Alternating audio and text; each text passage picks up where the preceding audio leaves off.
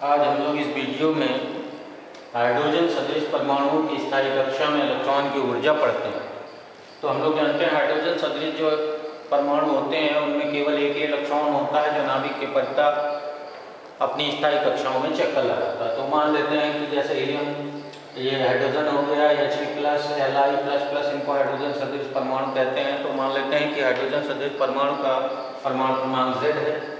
तो परमाणु क्रमांक अगर Z है तो इसके नाभिक में Ze++ Ze आवेश होगा, धनावेश होगा। मान लेते हैं कि एक इलेक्ट्रॉन अपनी पहली या nवीं स्थायी कक्षा में इसके परिता चक्कर लगा रहा है और इसका वेग v है और स्थायी कक्षा की जो त्रिज्या है r है। अतः इस इलेक्ट्रॉन के पास दो ऊर्जाएं होंगी, एक गति के कारण गतिज ऊर्जा और एक नाभिक के वैद्युताकर्षण बल के अंतर्गत गतिमान होने के कारण वैद्युत स्थितिज ऊर्जा। और दोनों ऊर्जाओं का जो योग होता है वह इस इलेक्ट्रॉन की कुल ऊर्जा कहलाता है। तो सबसे पहले हम लोग इसकी काइनेटिक एनर्जी निकालते हैं। तो काइनेटिक एनर्जी के बराबर हो जाएगा 12mv²। और इसको वृत्तीय पथ पर चलने के लिए जो अभिकेंद्र बल प्राप्त होता है mv²/r वह नाभिक और इलेक्ट्रॉन के बीच वैद्युताकर्षण बल से प्राप्त होता है 1/4πε0 q1 q2 E Ze। तो Ze² आ जाएगा अपॉन r²। एक r यहाँ से काट देंगे और इस mv² का मान यहाँ पर रख देंगे तो के बराबर आ जाएगा, यहाँ पर Ze² ऊपर आ जाएगा और अपान में 2 हो जाए 8πε0r यह आ जाएगा। अब हम लोग nवीं कक्षा में चक्कर लगाते इलेक्ट्रॉन की जो त्रिज्या होती है वह n²h²πmz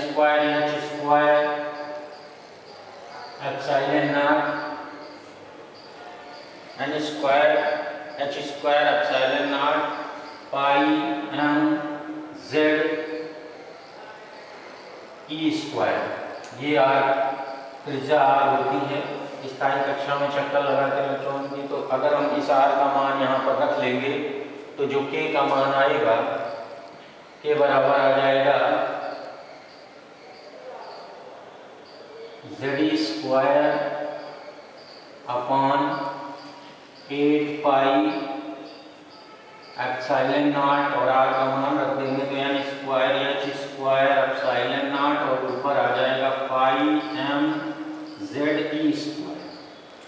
पाई काट देंगे तो इस तरह से जो k निकल आएगा, k आ जाएगा आपका mz²e⁴ अपॉन 8π0² ये आ जाएगी गतिज ऊर्जा।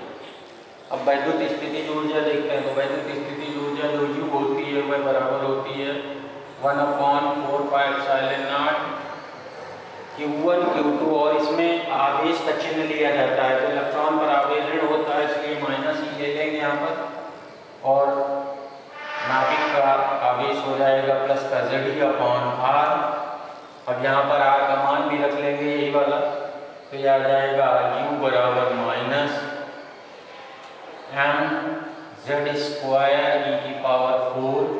अपॉन 4ε0² तो ये आ जाती है स्थितिज ऊर्जा, वैद्युत स्थितिज ऊर्जा आ जाती है और ये होती है गतिज ऊर्जा।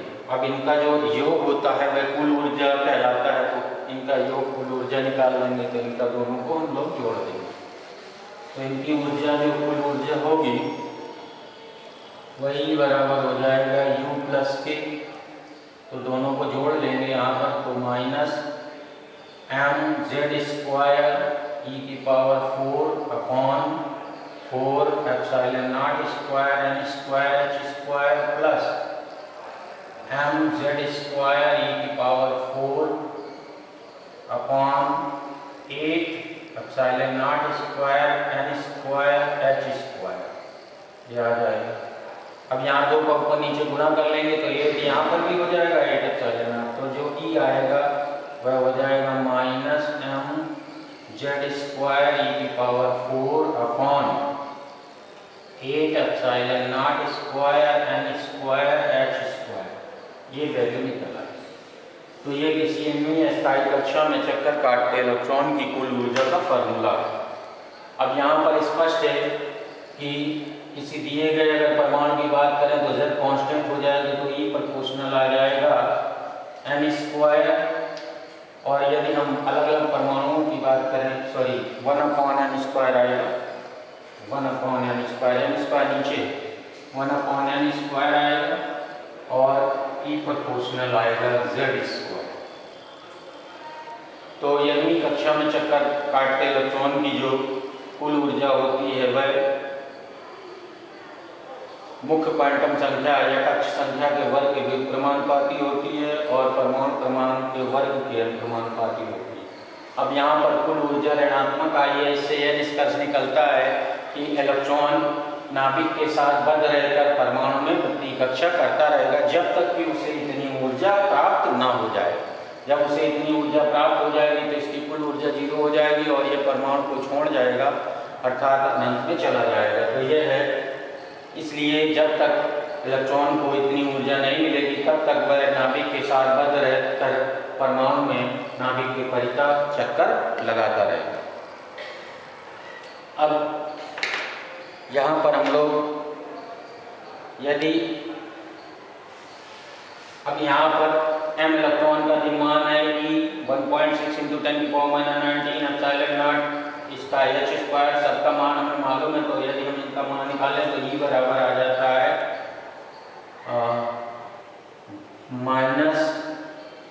-13.6 Z square upon n square. इस तरह से हम लोग लिख सकते हैं। यहाँ पर 13.6 और ये जो आंसर आएगा वो इलेक्ट्रॉन वोल्ट में आता है, इलेक्ट्रॉन वोल्ट में ऊर्जा निकल आएगी। अब यदि हम बात करें कि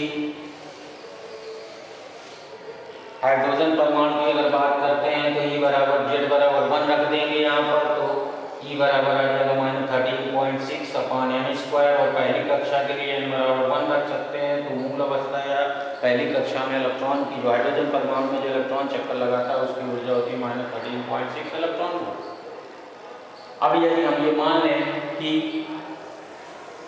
इस N2 कक्षा में इलेक्ट्रॉन की ऊर्जा E2 है, और इसको अगर हम N1 कक्षा मान लें, यहाँ पर ऊर्जा E1 मान लें, तो इस फार्मूले के अनुसार जो E2 बराबर आएगा वह आ जाएगा -mz square e⁴ upon 8 epsilon naught square और N2 स्क्वायर h स्क्वायर, और E1 बराबर आ जाएगा -mz square e⁴ upon 8 epsilon naught square n1 square, और आ जाएगा h स्क्वायर।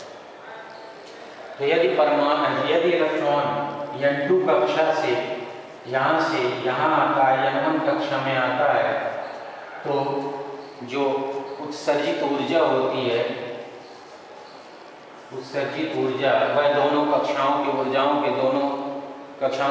के अंतर के बराबर होती है, यानी डेल्टा E बराबर आ जाएगा यह E2 - E1, और E2 - E1 का अगर हम मान रख दें, E2 का पहले रखेंगे E1 का बाद में, तो E2 नेगेटिव होगा और ये प्लस में आ जाएगा, तो आ जाएगा mz स्क्वायर e⁴ अपॉन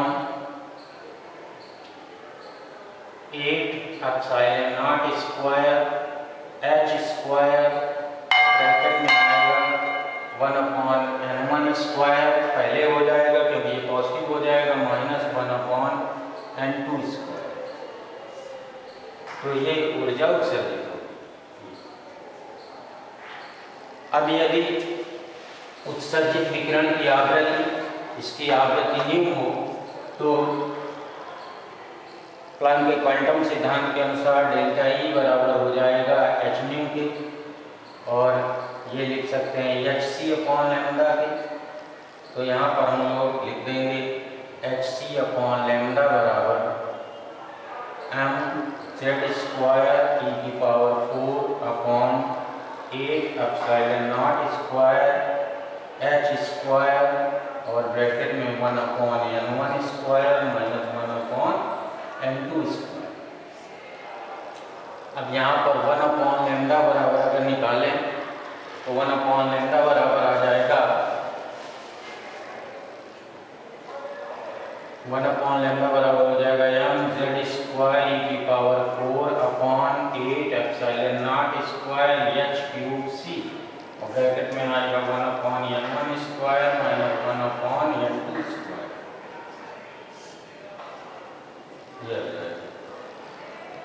अब यहाँ पर ये जो वैल्यू है, इस पूरी वैल्यू को रेडबर्ग नियतांक कैपिटल R कहा जाता है। तो यहाँ पर हम लोग कैपिटल R के ये यम ई की power E square M Z square E की power 4/8 epsilon naught square H cube C बराबर कैपिटल R लिखते हैं रेडबर्ग नियतांक। इसको कहते हैं रेडबर्ग नियतांक। तो रेडबर्ग नियतांक के पदों में जो 1/λ बराबर आएगा वो आ जाएगा R ब्रैकेट में सॉरी और ये जेड स्क्वायर की वैल्यू हटाएंगे, जेड स्क्वायर नहीं होता यहाँ पर, केवल जेड स्क्वायर अलग कर लेंगे। यम ई की पावर 4 को रेडबर्ग नियतांक कहते हैं। तो ये फार्मूला आएगा R into Z square bracket में 1/n1 square minus 1/n2 square, ये आ जाएगा। तो इस फार्मूले से हम किसी इलेक्ट्रॉन को अगर उच्च कक्षा से निम्न कक्षा में आता है तो उत्सर्जित विद्युत चुम्बकीय तरंगों की तरंगदैर्घ्य के व्युत्क्रम को ज्ञात कर सकते हैं। इस 1/λ को तरंग संख्या कहते हैं। 1/λ को तरंग संख्या कहा जाता है, इसको तरंग संख्या कहते हैं। 1/λ को तरंग संख्या कहा जाता है। तो इसको तरंग संख्या हम ज्ञात कर सकते हैं। अब यहाँ पर यदि हम हाइड्रोजन परमाणु की बात करें तो हाइड्रोजन परमाणु के लिए बात करें तो Z बराबर 1 लिख लेंगे। तो हाइड्रोजन परमाणु की जो फार्मूला बनेगा 1/λ तरंग संख्या 1/λ बराबर हो जाएगा R ब्रैकेट में 1/n1 square minus 1/n2 square. और यदि हम कुल ऊर्जा की बात करें हाइड्रोजन परमाणु में R के पदों में तो E बराबर किसी nवीं कक्षा में इलेक्ट्रॉन की जो ऊर्जा होती है वो होती है minus Z square RHC upon n square और RHC का मान होता है माइनस 13.6 इलेक्ट्रॉन वोल्ट। तो इस तरह से अगर हम E बराबर किसी परमाणु में इलेक्ट्रॉन की nवीं कक्षा में जो कुल ऊर्जा होती है वो En बराबर होती है minus Z square into 13.6 upon n square. यदि हाइड्रोजन परमाणु की हम बात करते हैं तो हाइड्रोजन परमाणु में Z का मान 1 होता है। तो nवीं कक्षा में हाइड्रोजन परमाणु की nवीं कक्षा में nवीं स्थायी कक्षा में चक्कर लगाते इलेक्ट्रॉन की ऊर्जा होती है minus 13.6 upon n square electron volt. ये इलेक्ट्रॉन वोल्ट में आता है इलेक्ट्रॉन वोल्ट। तो इस प्रकार हम हाइड्रोजन परमाणु की पहली कक्षा में अगर इलेक्ट्रॉन की ऊर्जा निकालना चाहें तो 1 रख लेंगे तो इतना ही आ जाएगा, माइनस 13.6 2 रख लेंगे तो आ जाएगा। बाकी अगर किसी हाइड्रोजन सदृश परमाणु हीलियम प्लस प्लस की लगानी है तो Z की जगह 2 आएगा तो 2 का स्क्वायर हो जाएगा। इसी तरह Li प्लस के लिए Z का मान 3 आएगा। तो इस प्रकार हम लोग हाइड्रोजन सदृश परमाणु की स्थायी कक्षा में इलेक्ट्रॉन की ऊर्जा के बारे में समझें।